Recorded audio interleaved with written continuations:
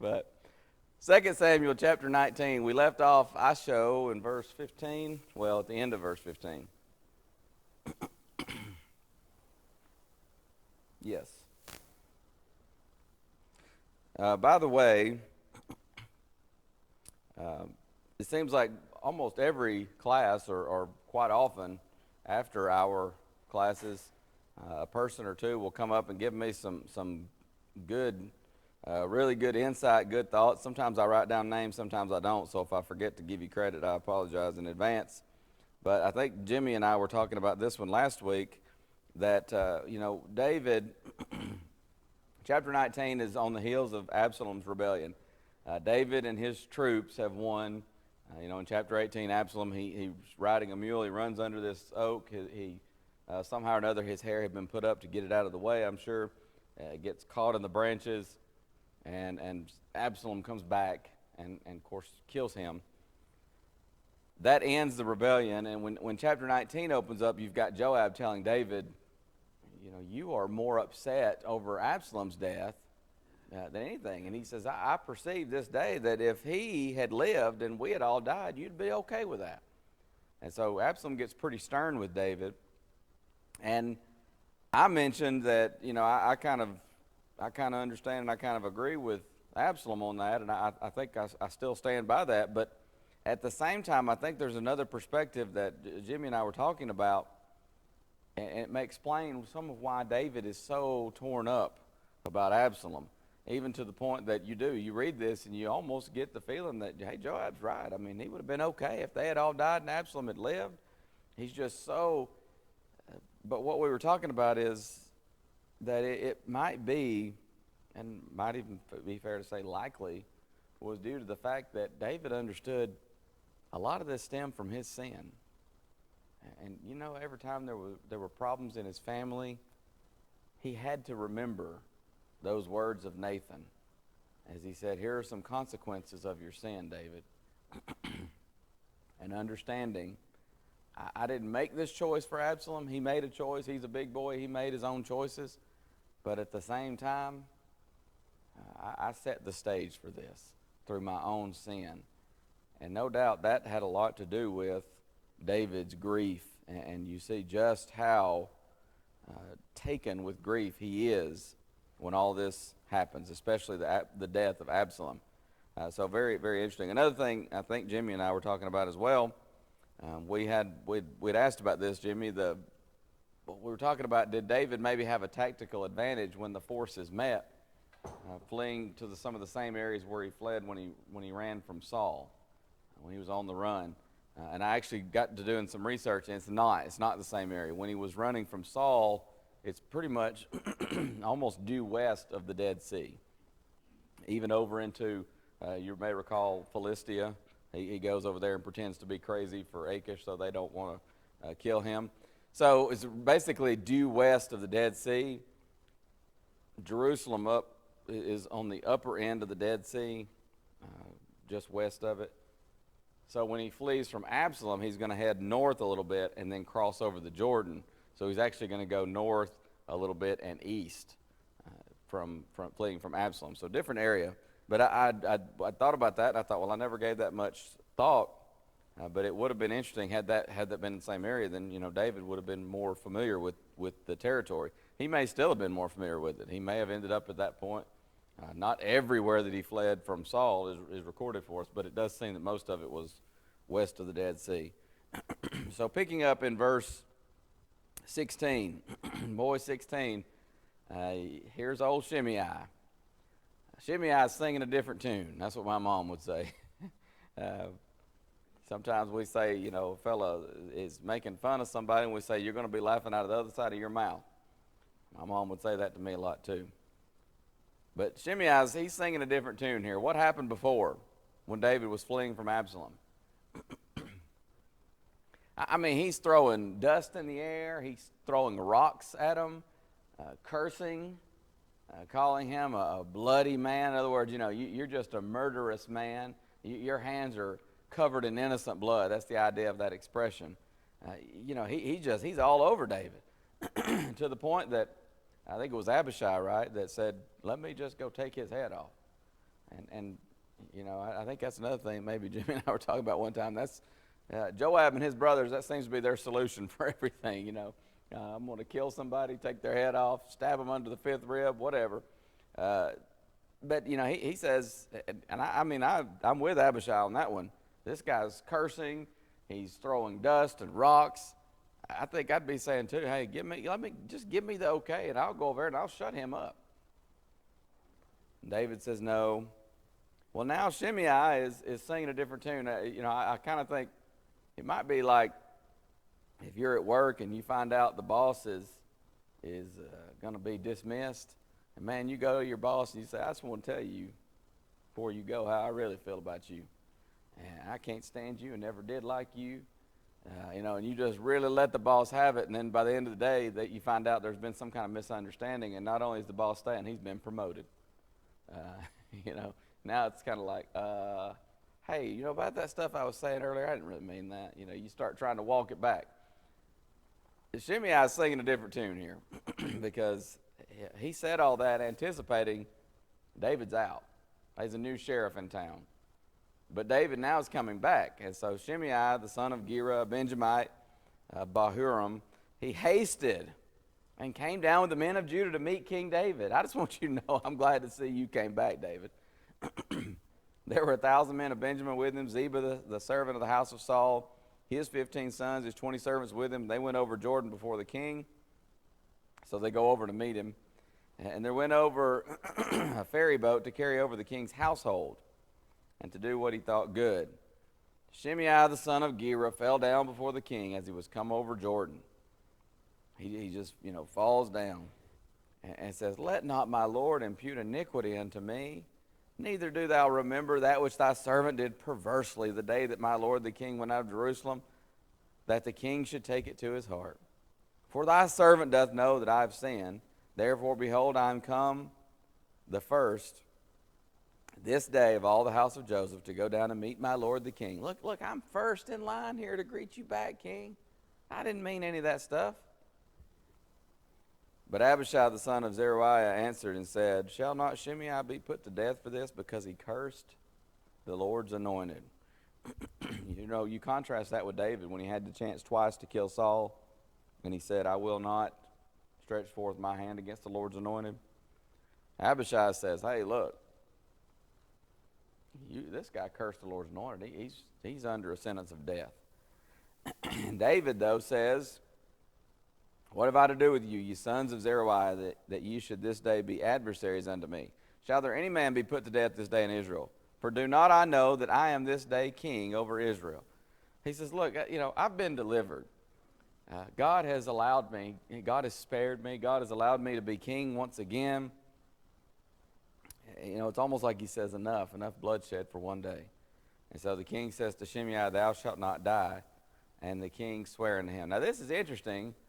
Why? I don't know if anybody may be following my same train of thought here into the future. But what is interesting about this later on? Do what? Yeah, he particularly at the end of David's life, he begins to give some instructions to his son. And one of the instructions is, you deal with Shimei.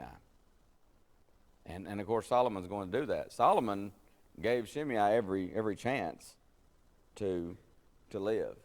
Basically he says, kind of puts him under sort of not really even a house arrest. It's a city arrest. He says you don't leave this particular city. But he chose to do so. And now let me double check that. Let's go to Kings. I'm making sure I'm not confusing him with Joab.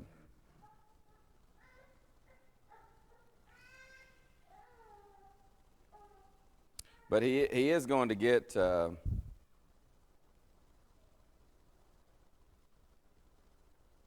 it's chapter 2 when David begins to give him instructions.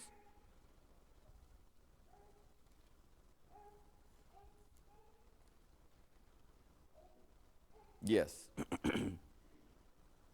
Okay, I was making sure I wasn't confusing him with Joab. Chapter 2, verse 36. Solomon's going to tell Shimei, you can live in Jerusalem, but the day you leave Jerusalem, you've signed your own death warrant. So I read this account in 1st or 2nd Samuel 19, and you compare it with 1 Kings, and you think, why does David here say, no, nobody's going to die? But then he turns around and says to his son, yeah, deal with him. Now make sure you handle that. So I don't know that I have an exact answer. I think probably I had written something down in my notes. Let me see if I can find it. I think possibly a big deal here, a big part of this may be that David is simply happy to be returning as king. Maybe he didn't anticipate, maybe it didn't look so hot for him to return as king. Maybe he figures, you know what, the guy's apologetic. Maybe he's just in a good mood. Sometimes somebody's in such a good mood because, hey, I'm coming back home. We won the battle. I'm devastated that my son is lost, but the people support me.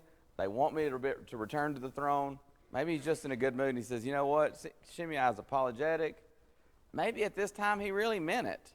Maybe there's something later on that we don't know about that shows that Shimei was not sincere about this. I don't know. I guess I can't say too much because the Bible doesn't tell us, but for whatever reason, he does say later on, you need to deal with Shimei, Solomon.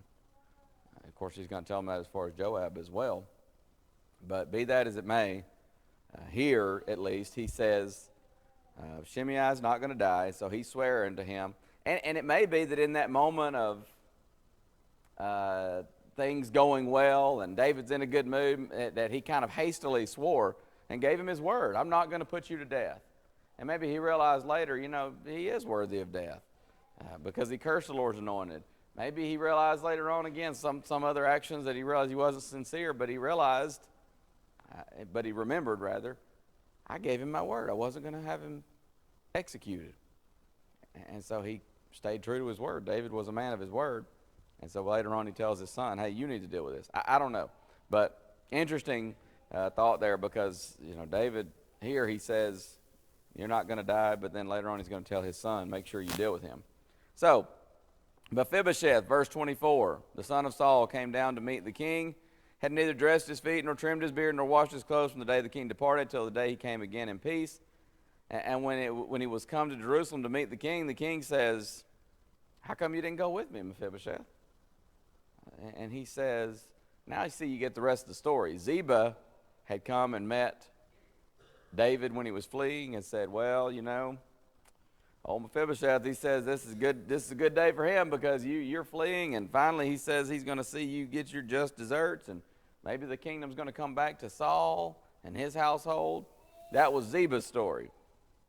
Now you get the other side of the story, and he says, look, king, my servant deceived me, verse 26, for thy servant said, I will saddle me a donkey and ride thereon and go to the king because thy servant is lame. Of course, you recall from chapter 9, Mephibosheth, he was dropped as a child. He was lame in both feet. So it wasn't like he could get up and come run after Ziba and say, no, that's not right. That's not true. And he says, Ziba, has slandered thy servant unto my lord the king. But my lord the king is as an angel of God. Do therefore what is good in thine eyes. He says, look, you do what you think is right, David. I'm in your hands. For all of my father's house were but dead men before my lord the king, yet didst thou set thy servant among them that eat at thine own table. What right have I yet to cry any more unto the king? Now, Mephibosheth's words here show he's the one, that he's being honest. Ziba seems to have thought he could get something out of this. Mephibosheth says, I don't want anything from you. I'm not trying to get anything out of this. You do what you think is best. I'm just happy to see you come out on the other side of this thing, David, because you have shown kindness to me that I didn't deserve. You have shown kindness to my father's house that, any other person would have killed us all just because we're related to Saul. And so the king says to him, why speakest thou any more of the matter? I have said, thou and Ziba divide the land. Now let me stop right here. Why does he say that? Having figured out that Ziba deceived, he slandered him. Why does he say, well, I've said you and Ziba divide the land? Any thoughts on that? I'm asking. I'm not trying to. I'm asking for my information as much as anybody's. I don't know that I have an answer for that. I could give you some speculation. I think maybe perhaps he might be thinking, well, I've already told Ziba, you divide the land. So I've given him my word. I don't know if that satisfies me, because I think David would understand, being David, hey, I did give you my word, but that was under false pretenses because you deceived me. And so that doesn't apply. That could be it. Could be kind of a test. You divide the land. And Mephibosheth, his answer in verse 30 is, yea, let him take all, for as much as my lord the king is come again in peace unto his own house. Maybe that David is sitting here saying, well, I've got no reason to disbelieve Mephibosheth. I don't really have a reason to disbelieve Ziba, so who's telling the truth here? And so he might just kind of say, well, you know what, you two just divide the land. Maybe, I don't know. It's just one of those things that I can't come up with a solid answer that I feel completely good about. And of course the Bible doesn't tell us, so I don't know. But you see from Mephibosheth's response that he's definitely the one telling the truth. Because he says, let him take it all. I don't care about the land. He just appreciated David and David's kindness to him. So, and that might have been David's thinking too. He doesn't need the land. He's sitting at the king's table for the rest of his life. That was what David told him in chapter 9. So, I don't know. It feels sort of like Ziba should be dealt with.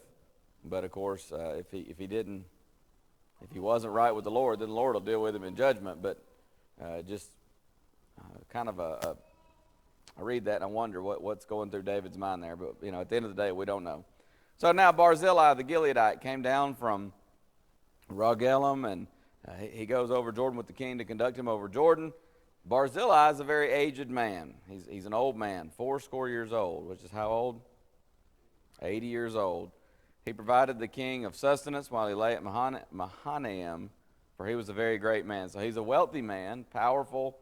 He had a lot of substance, and so he brought a lot over to help King David there at Mahanaim when David was camping there with his men.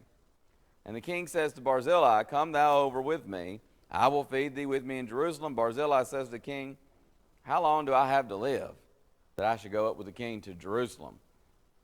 He says, you want me to uproot and go live in Jerusalem with you? And I'm 80 years old. In fact, he says that verse 35. I'm this day 80 years old. Can I discern between good and evil? Can thy servant taste what I eat or what I drink? And he's not saying he doesn't know the difference in right and wrong. He's just saying his judgment and decision-making maybe is not what it used to be. He's saying his appetite's not what it used to be. Can thy servant taste what I eat or what I drink? Well, I don't think he's saying that he can't taste anything. He's just using hyperbole to say, look, my appetite's not what it once was. It sounds great to go sit at the king's table, and they just keep feeding you. It's a buffet every day, right? And they're going to take care of you, and you're going to have the best of everything. But he says, hey, look, my appetite's not what it once was. My palate is not what it once was. Can I hear any more the voice of singing men and singing women? Well, in the palace, they're going to have people to entertain and things like that. And he says, my hearing's not that good. What good is that to me? Wherefore then should thy servant be a burden unto my lord the king?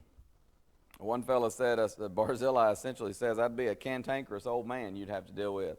And I would be, he says, why should I be a burden to you? Now, from David's perspective, he would not be a burden. David was trying to do a favor for a man who was very kind to him. David is trying to repay that kindness as best he can. But Barzillai is basically saying, my mind is slipping a little bit. My appetite isn't what it once was. I don't hear very well. I'm 80 years old. He feels like he would be a burden to David. He's humbled by the offer, but here you have what we would call a homebody. He likes home. And the older I get, the more I appreciate that. My grandmother, when Granddaddy died, she lived just down the road from us, and Mama forced my sister and I to go down there and spend the night with her one of the first nights or so after Granddaddy died. We didn't want to.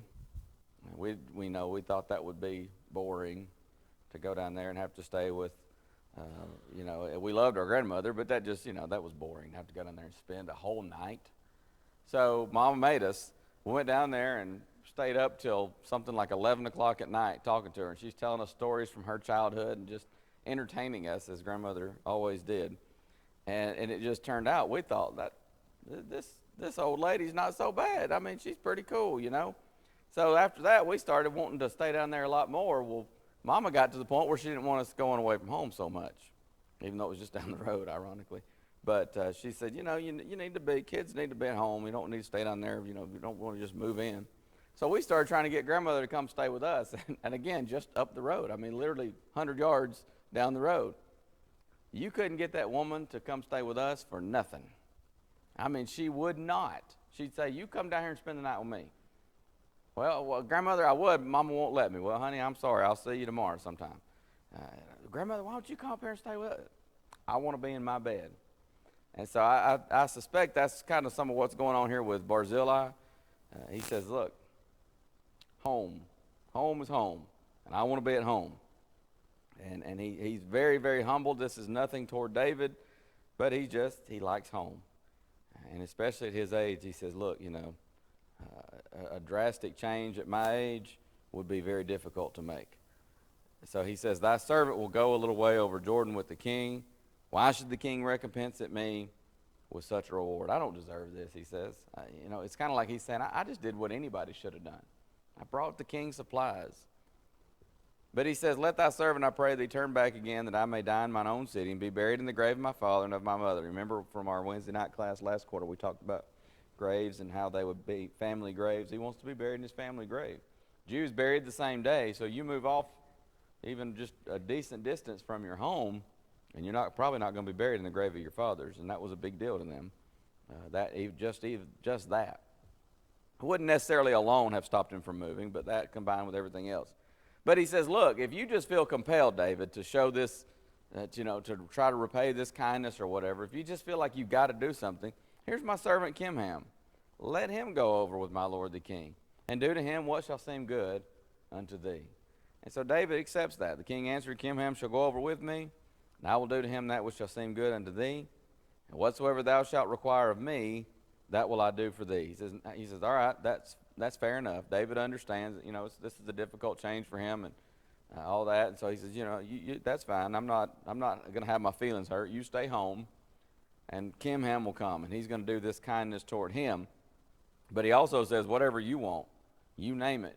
I want to do something for you, even right here at home. Again, you see David's heart here. David just wants to repay kindness. So all the people go over Jordan. When the king was come over, the king kissed Barzillai, blessed him, and he returned unto his own place. I want to look Barzillai up one day when I get to heaven and just talk to him about that. Find out how long he lived, how did he live out his last days. But he got to go home, so no doubt that made him happy. Reminds me of grandmother. She loved being at home. Then the king went on to Gilgal, and Kimham went on with him. Of course, remember he sent Kimham with David. All the people of Judah conducted the king, and also half the people of Israel. Behold, all the men of Israel came to the king and said unto the king, why have our brethren, the men of Judah, stolen thee away, and have brought the king and his household and all David's men with him over Jordan? And the men of Judah answered the men of Israel, because the king is near of kin to us. Of course, he's from the tribe of Judah, you recall. Wherefore then be ye angry for this matter? Have we eaten at all of the king's cost, or hath he given us any gift? They kind of say, what's your problem? I mean, he's our relative. This is nothing to do, you're trying to make a mountain out of a molehill is kind of what they're saying here. And the men of Israel answered the men of Judah and said, we have 10 parts in the king, and we have also more right in David than ye. Why then did you despise us, that our advice should not be first had in bringing back our king? And the words of the men of Judah were fiercer than the words of the men of Israel. It's interesting because where were these guys when it came time to bring back the king? I mean, even the men of Judah, David had to send word and say, hey, why don't somebody get the process started here? I don't really want to just march back into Jerusalem like I'm conquering the city. I should be returning. I should be invited to return home, and especially by my own brethren. And so the men of Judah kind of say, okay, yeah, you're right. So they say, come home, king. But where were the men of Israel? I mean, they didn't send that invitation. So it seems they kind of are making a mountain out of a molehill. But Anyway, you get on into chapter 20. There happened to be there a man of Belial whose name was Sheba, son of Bichri, a Benjamite. He blew a trumpet and said, "We have no part in David, neither have we inheritance in the son of Jesse, every man to his tents, O Israel." Now, what's significant about this man here? That might give us some insight into this rebellion of sorts. He's a Benjamite. What's significant about that? Saul was a Benjamite. It seems here's somebody that maybe he's jealous for Saul or something, but he says maybe he'd just been biding his time, waiting. Maybe, never really liked David. The people, by and large, liked David throughout most of his reign. But there's always a faction in any organization, any country. So maybe he was just waiting for an opportunity. But anyway, he blows a trumpet and says, "Hey, we have no part in David. Every man to his tents, O Israel." So every man of Israel went up from after David. They followed Sheba, but the men of Judah, of course, stayed with David. David comes to the house at Jerusalem. He takes those concubines that Absalom had violated, and he basically arranges for them to be cared for. He's not going to just abandon them, but of course there's going to be no physical relationship with them. They're going to live like widows for the rest of their lives. Then the king says to Amasa, remember Amasa, he made captain, general, we might say, over the forces in the place of Joab. This was surrounding all the rebellion of Absalom. So he tells Amasa, "Assemble the men of Judah within 3 days, and be thou here present." Amasa goes to assemble the men of Judah, but he tarried longer than the set time which he had appointed him. So David says to Abishai, "Sheba is going to do us more harm than Absalom. Take you your Lord's servants, pursue after him, Sheba, lest he get him fenced cities and escape us." Well, if he gets to a fenced city, that makes it a lot more difficult. Sometimes you end up having to lay siege. A siege could last for a long time, depending on how many provisions they have there, and that just drags things out, and it hurts morale, and so on and so forth. So he doesn't want that. He wants to end this thing quickly. There went out after him Joab's men, the Kerethites, Pelethites, and all the mighty men. They went out of Jerusalem to pursue after Sheba the son of Bichri. They're at the great stone which is in Gibeon. Amasa went before them. Joab's garment that he put on was girded unto him, and upon it a girdle with a sword, fastened upon his loins and the sheath thereof. And as he went forth, it fell out. It seems it kind of didn't completely fall out, but sort of began to unsheath. Joab said to Amasa, "Art thou in health, my brother?" And Joab took Amasa by the beard with the right hand to kiss him. But Amasa took no heed to the sword that was in Joab's hand. So he smote him therewith in the 5th rib, and shed out his bowels to the ground, and struck him not again, and he died. By this description, we would say Joab didn't just stab him. He essentially eviscerated him. Again, you get a little insight into Joab and his character. He is something else.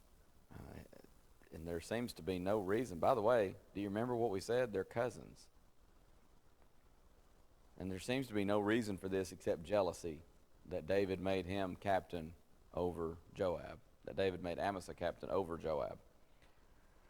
But then they go pursuing after Sheba. One of Joab's men stood by him and said, "He that favoreth Joab, and he that is for David, let him go after Joab." Amasa wallowed in blood in the midst of the highway. It seems that as this has happened all so quickly, he falls down.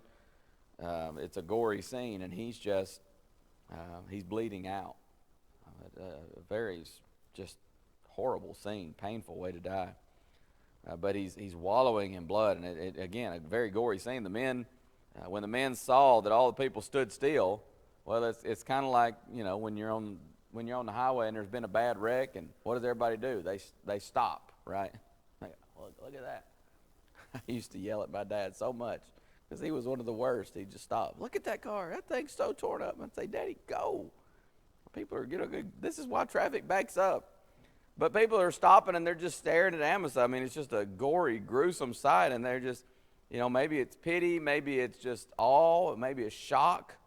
But for whatever reason, they're just stopping him. So finally they remove Amasa out of the highway into the field and cast a cloth upon him, when he saw that everyone that came by him stood still. So he's removed out of the highway. The people go on after Joab to pursue after Sheba. It's like the pursuit had just stopped, just like on a highway with an accident or something, because everybody's just fixed. They just can't stop staring at this gruesome scene. So finally, even to this day, we sometimes if there's a body or something and the person has died, they'll cover it up. Well, that's actually what they do here as well. Maybe that's the beginning of that. I don't know, but finally they can go on with their pursuit once he's removed out of the highway.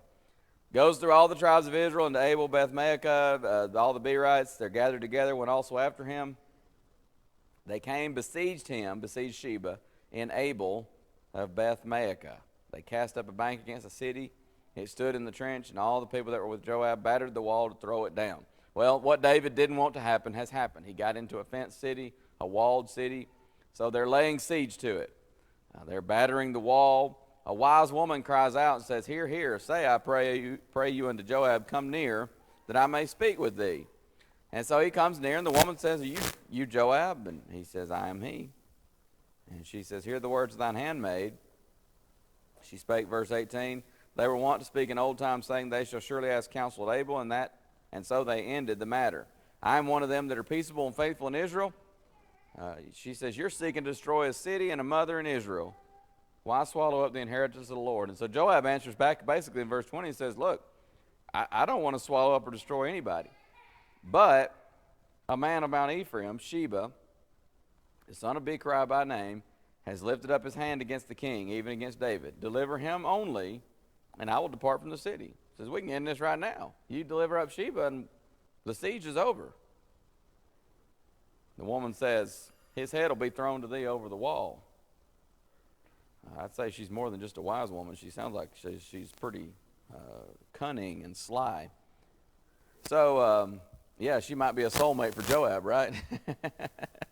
And the woman went into all the people and in her wisdom, and they cut off the head of Sheba, the son of Bichri, and cast it out to Joab. And again, knowing Joab and how violent he was, that probably suited him just fine. He blew a trumpet, and they retired from the city, every man to his tent. Joab returned to Jerusalem unto the king. Joab was over all the house of Israel, and Benaiah, son of Jehoiada, was over the Kerethites and the Pelethites. Adoram was over the tribute. Jehoshaphat, the son of Ahilud, was recorder. And of course, you got Sheva the scribe, Zadok and Abiathar the priest. Ira the Jairite was a chief ruler about David. You get into 21. That was the first bell, right? We got 2 or 3 minutes here. I wanted to finish this today. Chapter 21, there's a famine for 3 years. This is due to Saul's slaying of the Gibeonites.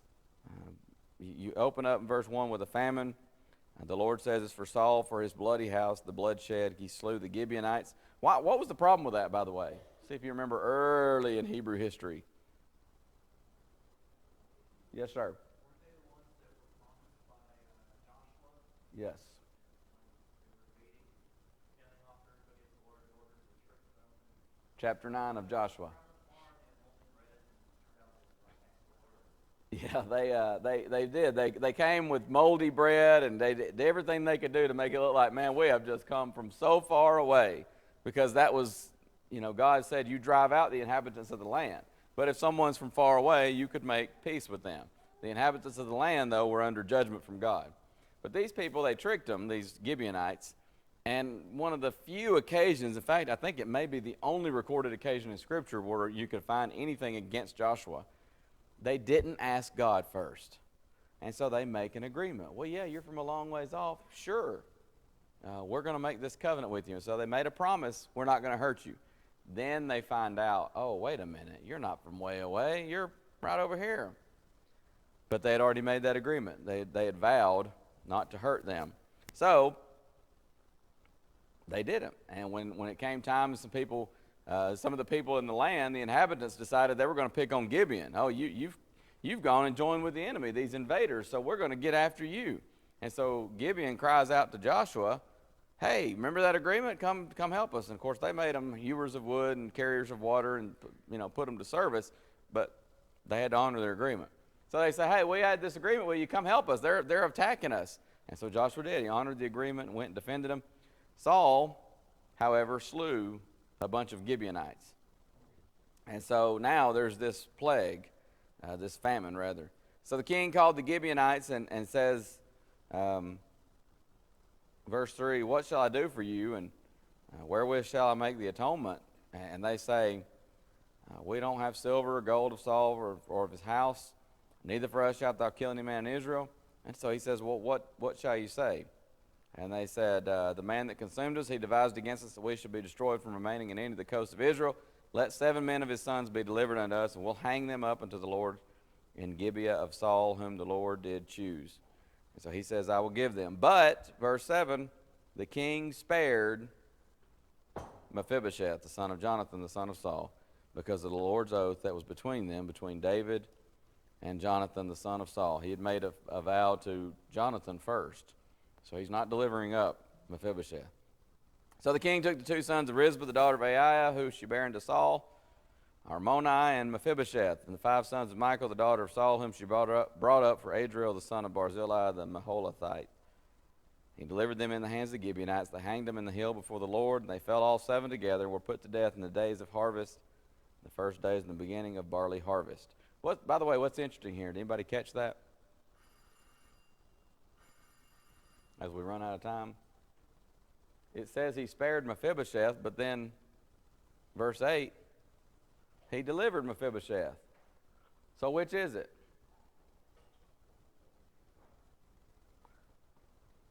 The answer is both. Now, how is that possible?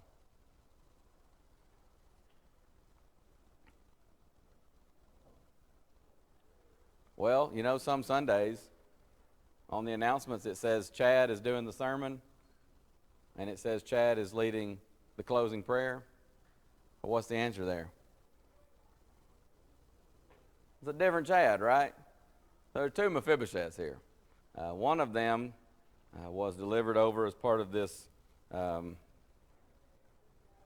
pacifying offer, and the other one is Mephibosheth, the son of Jonathan, who David kept his oath, his word, and said, no, he's not, hands off him, you cannot have him.